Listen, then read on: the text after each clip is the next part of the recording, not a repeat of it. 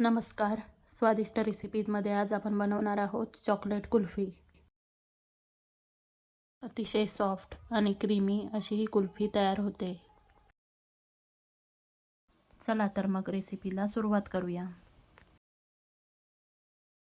इथे मी 2 मोठे चमचे कोको पावडर घेतलेले आहे. 1 मोठा चमचा कॉर्नफ्लॉवर घेतलेला आहे. इथे मी 5 ते 6 काजू बारीक वाटून घेतलेले आहेत. अर्धा चमचा वेलची पावडर घेतलेले आहे आणि चवीनुसार साखर घ्यायची आहे.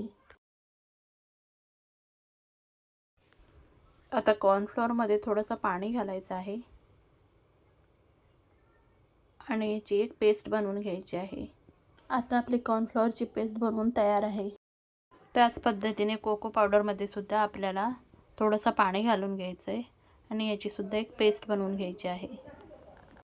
इथे मी अर्धा लिटर म्हशीचं दूध घेतलेलं आहे.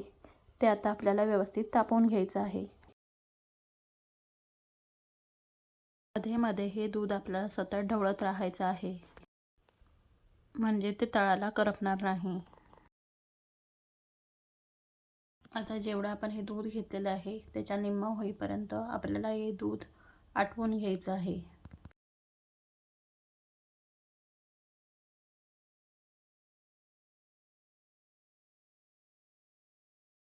आता या दुधामध्ये आपल्याला कॉर्नफ्लॉवरची पेस्ट घालायची आहे. कॉर्नफ्लॉवरची पेस्ट घातल्यानंतर हे दूध आपल्याला 2 मिनिटं सतत ढवळत राहायचं आहे. कॉर्नफ्लॉवर घातल्यामुळे कुल्फीला एक क्रीमी टेक्स्चर येतं.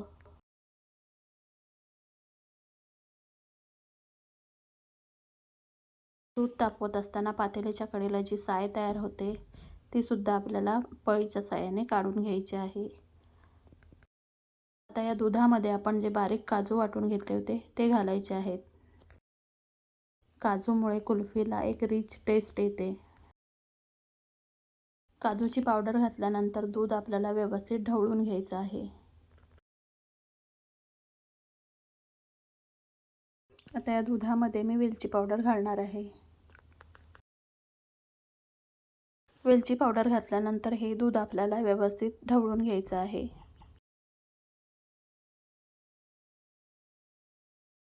इथे तुम्ही बघू शकता कुल्फीचं मिश्रण दाटसर व्हायला सुरुवात झालेली आहे. तर या दुधामध्ये कोको पावडरची जी पेस्ट बनवली होती ती घालायची आहे आणि हे दूध आपल्याला व्यवस्थित ढवळून घ्यायचं आहे. कोको पावडरमध्ये दूध मिसळून सुद्धा तुम्ही त्याची पेस्ट बनवू शकता. आता हे कुल्फीचं मिश्रण आपण एकदा व्यवस्थित ढवळून घ्यायचं आहे.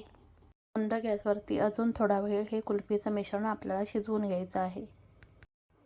इथे तुम्ही बघू शकता कुल्फीच्या मिश्रणाला किती दाटसरपणा आलेला आहे. आता या कुल्फीच्या मिश्रणामध्ये आपल्याला चवीनुसार साखर घालायची आहे. आता साखर या मिश्रणामध्ये व्यवस्थित विरघळू द्यायची आहे. हे कुल्फीचे मिश्रण ढवळत असताना या कडा सुद्धा आपल्याला व्यवस्थित मोडून घ्यायच्या आहेत. साखर विरघळेपर्यंत हे कुल्फीचं मिश्रण आपल्याला व्यवस्थित शिजवून घ्यायचं आहे.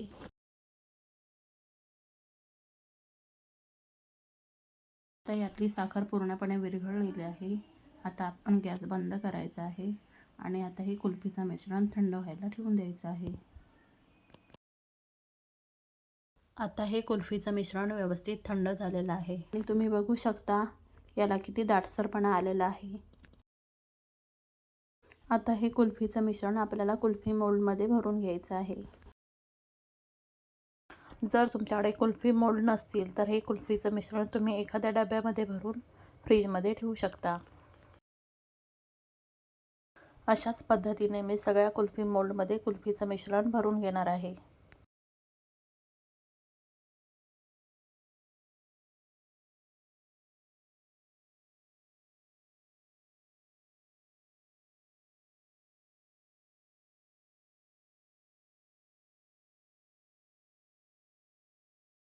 आता सगळ्या कुल्फी मोल्डमध्ये कुल्फीचं मिश्रण भरून झालेलं आहे. आता हे सगळे कुल्फी मोल्ड आपल्याला डब्यामध्ये भरून ठेवायचे आहेत आणि हा डबा आपल्याला रात्रभरासाठी फ्रीजमध्ये ठेवून द्यायचा आहे. आता दुसऱ्या दिवशी दुपारी आपण हा कुल्फीचा डबा ओढून बघत आहोत. आपल्या सगळ्या कुल्फी व्यवस्थित तयार झालेल्या आहेत.